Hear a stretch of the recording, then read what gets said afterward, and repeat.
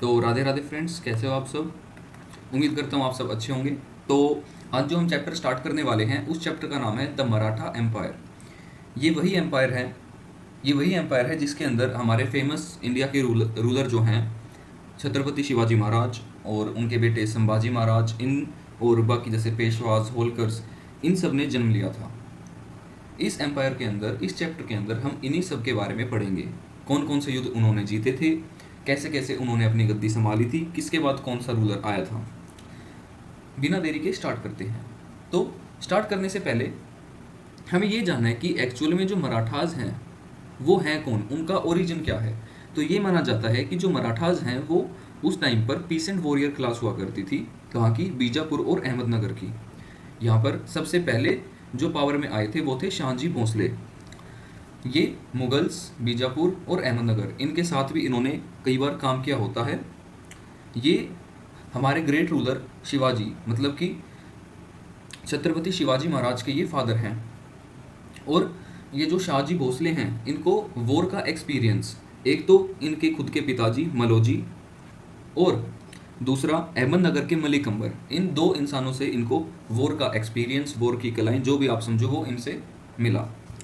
और साथ ही साथ इन्होंने एक बार जो मुगल रूलर शाहजहाँ था उनके साथ भी अलायंस बना लिया था, मतलब उनकी दोस्ती हो गई थी, लेकिन बाद में XYZ रीज़न के कारण इन्होंने उनके अगेंस्ट रिबेल किया था। ऐसा भी माना जाता है कि जो मराठाज हैं वो सिसोदियाज ऑफ मेवाड़ उनके डिसेंडेंट्स हैं। हालांकि ये बात पूरी तरह अभी प्रूव नहीं हुई है, मतलब जैसे लिखा जाता है, किसी की बुक में कुछ लिखा है, किसी में कुछ, तो ऐसा माना जाता है कि ये जो सिसोदिया ऑफ मेवाड़ थे, सिसोदियाज ऑफ मेवाड़, उनके डिसेंडेंट्स हैं। इनकी जो वाइफ थी उनका नाम था जीजाबाई, मतलब जीजाबाई जो थी वो हमारे छत्रपति शिवाजी महाराज की मदर थी। आगे बढ़ते हैं। नेक्स्ट जो हमारे रूलर आते हैं वो आते हैं हमारे छत्रपति शिवाजी महाराज। ये greatest ruler of Maratha empire थे। साथ ही साथ हम ये भी पढ़ेंगे कि कैसे इनको छत्रपति का टाइटल मिला था। तो शुरू से देखते हैं। इनका जो जन्म हुआ था वो हुआ था शिवनरी में। कब? 10 अप्रैल 1627 AD के अंदर। ये शाहजी और जीजाबाई इनके बिल्कुल सबसे छोटे बेटे थे, मतलब यंगेस्ट सन थे।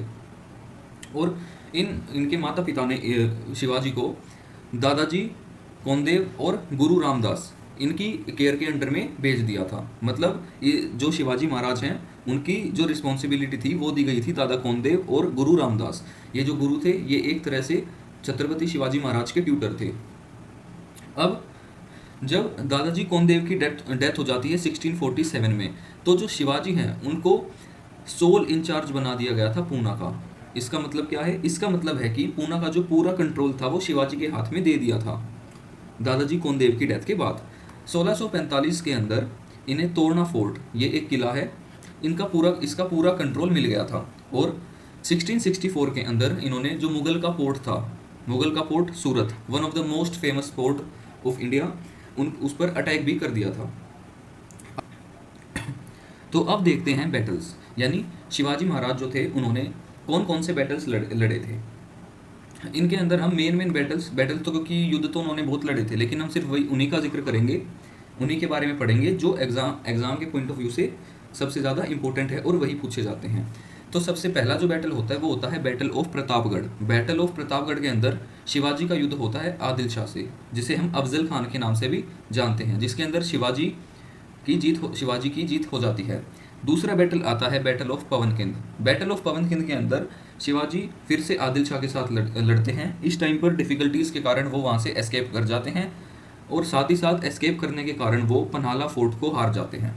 उसके बाद बैटल होता है उम्बेरकिंद का। उम्बेरकिंद का बैटल जो होता है वो होता है शिवाजी और मुगल्स की साइड से जो लड़ रहा होता है करतलब खान, जो कि एक उज़्बेक चीफ होता है। इन दोनों के बीच ये बैटल होता है, जिसमें कि फिर से शिवाजी जीत जाते हैं। उसके बाद जो हमारा चौथा मेन बैटल होता है वो होता है battle of Purandar. Battle of Purandar ये one of the most important battle है, क्योंकि इस बैटल के बाद एक ट्रीटी भी साइन करते हैं, वो देखते हैं क्या थी। बैटल ऑफ पुरंदर के अंदर जो हमारे छत्रपति शिवाजी महाराज थे उनका युद्ध होता है मुगल्स की साइड से लड़ रहे होते जय सिंह के साथ। ठीक है, अब जय सिंह ने क्या किया था? जय सिंह ने मराठा के जनरल को मार दिया था, जिनका नाम था मुरारबाजी। साथ ही साथ जब शिवाजी की डिफीट हो जाती है तो उन्हें एक ट्रीटी साइन करनी पड़ती है, जिस ट्रीटी का नाम है ट्रीटी ऑफ पुरंदर। अब ये यहीं से याद कर लेना, बैटल ऑफ पुरंदर के बाद ट्रीटी साइन हुई थी, ट्रीटी ऑफ पुरंदर। इसके अंदर इन्हें मुगल्स की हेल्प करनी पड़ती है बीजापुर को जीतने के लिए, ठीक है। फिर फिफ्थ इंपॉर्टेंट बैटल हमारा आता है battle of Sinagarh. Battle of Sinagarh में शिवाजी की तरफ से लड़ रहे होते हैं तन्हाजी, इनके ऊपर अजय देवगन की एक मूवी भी है, वर्सेस मुगल्स की तरफ से लड़ रहे होते हैं उदयभान राठौर। अब जो यहाँ पर तन्हाजी हैं, ये इनको मारा, मतलब इनको मार दिया जाता है। कौन मारते हैं? मुगल्स की साइड से जो लड़ रहे होते हैं उदयभान राठौर, इनकी आर्मी इनको मार देती है, ठीक है। लेकिन ये जो बैटल है ये हमारे जो हैं शिवाजी वो जीत जाते हैं। कैसे? बेशक से तनाजी जो हैं उनकी डेथ हो जाती है, लेकिन जो सीनागढ़ का फोर्ट है वो मराठास के कब्जे में आ जाता है, ठीक है। लेकिन ये जो सीनागढ़ फोर्ट है इसको रीनेम किया गया था छत्रपति शिवाजी महाराज के द्वारा, जिनका पहले नाम था कोंडाना फोर्ट। सिक्स्थ जो हमारा इंपॉर्टेंट बैटल आता है वो आता है battle of Sangamner. Battle of Sangamner के अंदर शिवाजी की फिर से लड़ाई होती है मुगल्स के साथ, लेकिन अब शिवाजी जो हैं वो रायगढ़ से एस्केप कर जाते हैं। इसके बाद 1656 में ये चंद्र राव से जावली को कैप्चर कर लेते हैं, मतलब उसे जीत जाते हैं। अब देखते हैं कि औरंगजेब के साथ कैसे इनकी क्या राइवलरी रही थी हमारे छत्रपति शिवाजी महाराज की। औरंगजेब जो है वो एक शाइस्ता खान नामक आदमी को अपॉइंट करता है पूना को ऑक्यूपाई करने के लिए। अब ये जो शाइस्ता खान है ये पूना को ऑक्यूपाई कर लेता है 1660 के अंदर, यानी 60 के अंदर, ठीक है। अब ये उसको ऑक्यूपाई करने के बाद जो मराठाज हैं उनकी एंट्री को रिस्ट्रिक्ट कर देता है कि अब मराठा जो हैं इसके अंदर नहीं घुस सकते। लेकिन फिर मराठाज क्या करते हैं, वो अपना दिमाग लगाकर बाराती बनकर आते हैं। बाराती बनकर आते हैं तो एकदम से जहाँ पर ये शाइस्ता खान होता है वहाँ पर एक नाइट स्ट्राइक कर देते हैं और शाइस्ता खान की 3 उंगलियाँ काट देते हैं, ठीक है। अब इस दिन को शिव तेज दिन के नाम से भी जाना जाता है और सेलिब्रेट किया जाता है आज भी, ठीक है। अब जयसिंह के साथ क्या राइवलरी थी वो देखते हैं। जयसिंह जो था वो परसुएड करता है शिवाजी को, मतलब उन्हें मनाता है कि आओ एक बार मुगल कोर्ट में आओ और दर्शन करके, मतलब दर्शन कराइए अपने। उसके बाद ये क्या बोलता है कि हम आपको 5000 मनसब रैंक देंगे। जयसिंह कहता है कि हम आपको 5000 मनसब रैंक देंगे, ठीक है। ये जो मनसब, ये याद रखना है, जो मनसबदारी सिस्टम है किसने स्टार्ट किया था? ये मुगल एम्पायर अकबर ने स्टार्ट किया था, ठीक है। Back to the topic. फिर जो शिवाजी महाराज हैं उन्हें थोड़ा इंसल्टेड फील होता है, तो फिर जब वो जा रहे होते हैं, मतलब गुस्से से बाहर जा रहे होते हैं तो उन्हें डिटेन कर लिया जाता है, पकड़ लिया जाता है आगरा के फोर्ट में। लेकिन वो 1666 के अंदर फिर से एस्केप कर जाते हैं। अब आप पूछोगे एस्केप कैसे कर जाते हैं? तो जो होती है ना बड़ी बड़ी फ्रूट्स की जो फलों की बास्केट होती हैं, टोकरियाँ होती हैं बड़ी बड़ी, उस टाइम पर जो होती थी उसके अंदर छिपके तब वो एस्केप कर गए थे। इतना दिमाग था हमारे छत्रपति शिवाजी महाराज के अंदर। फिर 6 जून 1674 के अंदर ये रायगढ़ फोर्ट में एज अ किंग अपना कदम रखते हैं, जहाँ पर इनको टाइटल मिलता है छत्रपति और धर्मोधारक, ठीक है। कौन से 2 टाइटल मिलते हैं? छत्रपति और धर्मोधारक, ठीक है। इन्होंने 250 से ज़्यादा फोर्ट बनवाए थे अपने रेनिंग पीरियड में, मतलब जिस पीरियड तक इनका राज था तो उसी के अंदर 250 किले बनवा दिए थे छत्रपति शिवाजी महाराज ने, ठीक है। अब शिवाजी के 2 बेटे हुए, एक का नाम था संभाजी महाराज और एक का नाम था राजाराम। तो शिवाजी की डेथ के बाद जो संभाजी हैं उनको किंग बनाया जाता है, 1681 के अंदर, ठीक है। लेकिन इनको कैप्चर कर लिया जाता है रायगढ़ के अंदर, वहीं से जहाँ से शिवाजी ने एस्केप किया था वहीं पर इनको कैप्चर कर लिया जाता है संभाजी को। फिर कैप्चर करने के बाद इनको बुरी तरह से टॉर्चर किया जाता है, वो आप सबको पता है। अभी जो रिसेंटली मूवी आई है छावा मूवी, उसमें भी आप देख सकते हो, बहुत अच्छी मूवी है, देखना। और फिर मार दिया जाता है 1689 के अंदर, ठीक है। और साथ ही साथ इनका जो इन्फेंट सन होता है, मतलब बिल्कुल छोटा सा बच्चा होता है, उस टाइम पर उसका नाम था शाहू जी, तो उसको भी प्रिजन कर लिया जाता है, मतलब जेल के अंदर डाल दिया जाता है।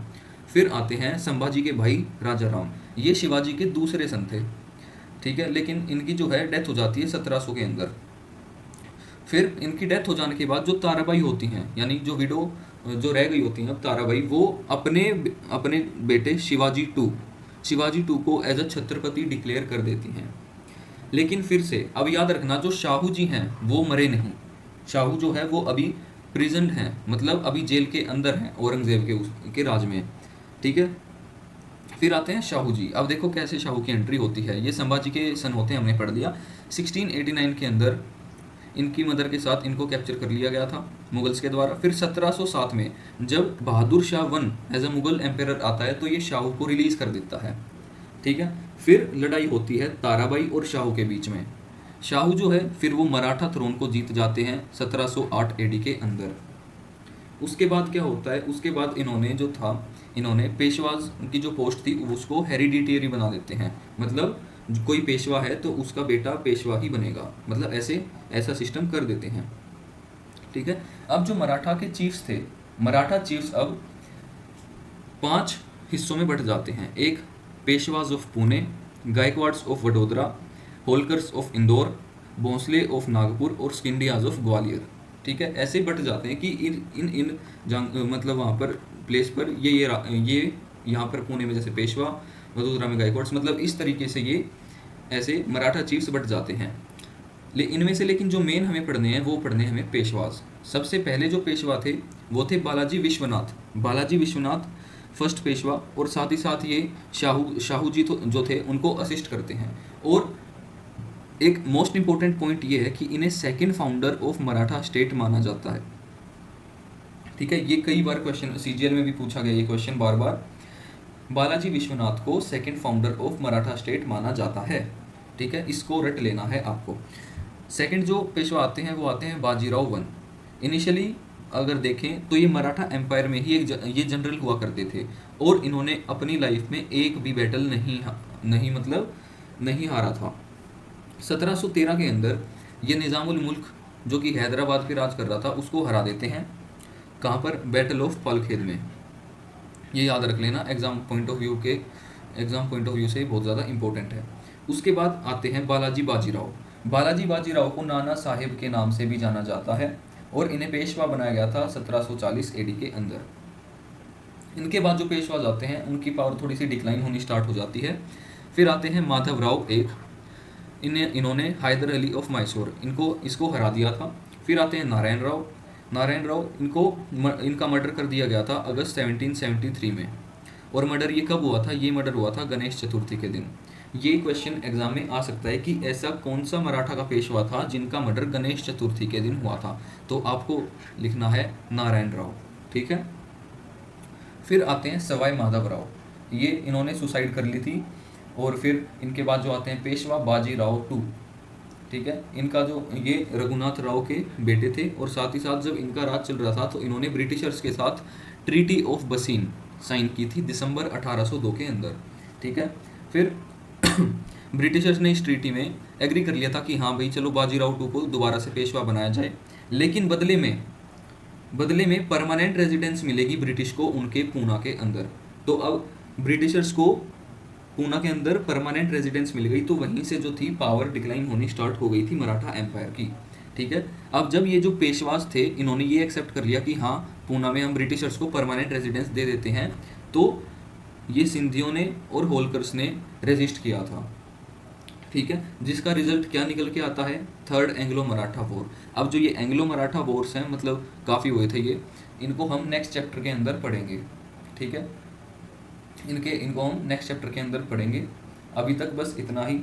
इस चैप्टर में जो मेन सारी चीज़ें थी मोस्ट इंपॉर्टेंट वो मैंने आप सबको सारी बता दी हैं। वीडियो के डिस्क्रिप्शन में आपको टेलीग्राम का लिंक मिल जाएगा, टेलीग्राम चैनल का लिंक, जाकर उस चैनल को ज्वाइन करो। वहाँ पर ये सारे के सारे नोट्स PDF फॉर्म के अंदर हैं, और सिर्फ हिस्ट्री ही नहीं, सभी के सभी जो भी SSC DSSB वगैरह उनके प्रीवियस ईयर क्वेश्चंस वो सारी चीज़ें आपको चैनल पर मिल जाएंगी। Do subscribe the channel. Thank you very much.